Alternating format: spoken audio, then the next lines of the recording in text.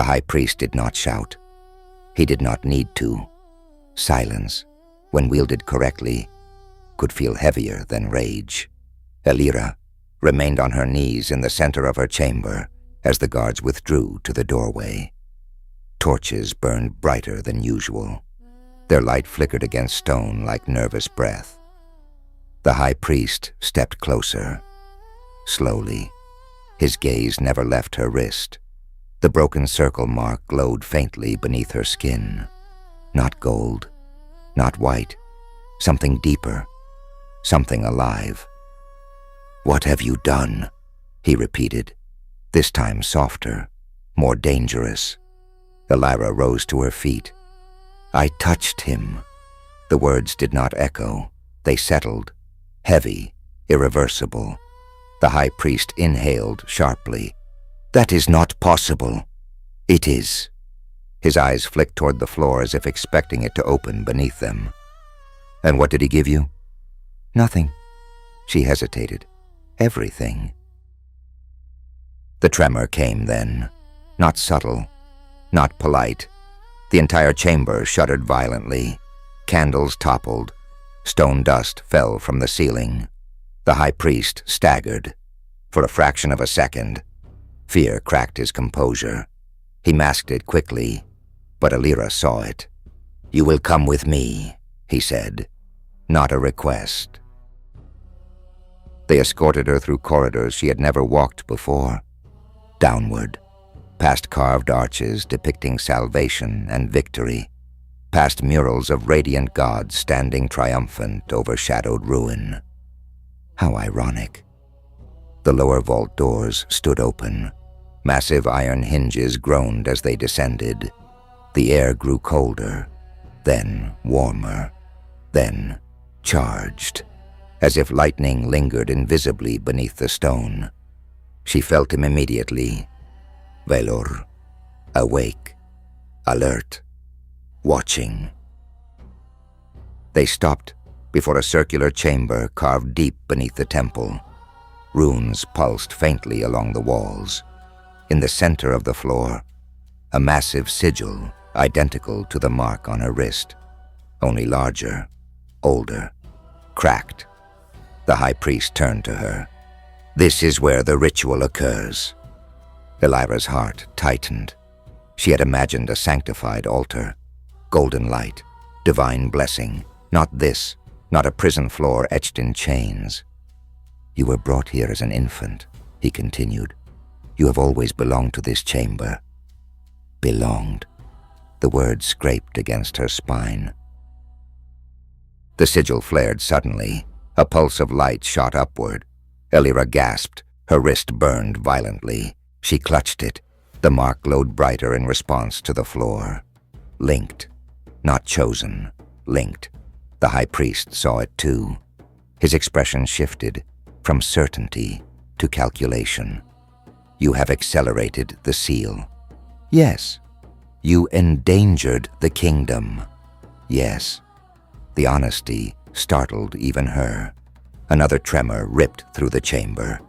This one stronger. Cracks splintered outward along the stone circle. The guards exchanged uneasy glances.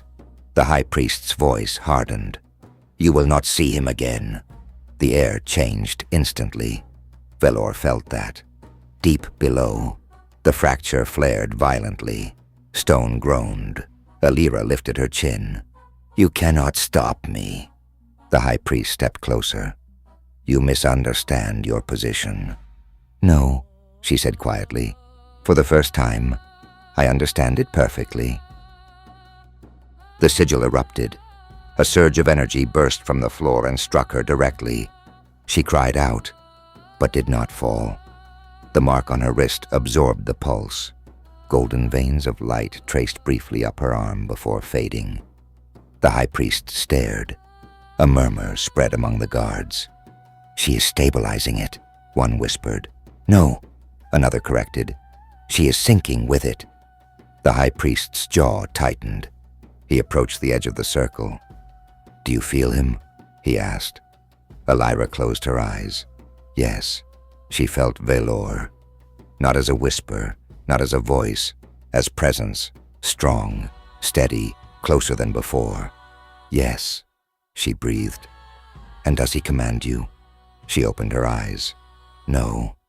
The high priest studied her carefully. "Then what does he do?" A tremor pulsed through her bones. The faintest warmth settled at the base of her ribs. "He protects me." The words fell into silence. The chamber responded with another violent quake. Above them, faint cracks spidered across the ceiling. Dust rained down. The high priest's composure fractured again. "He is manipulating you." "Is he?" The sigil flared brighter, not in chaos, in reaction.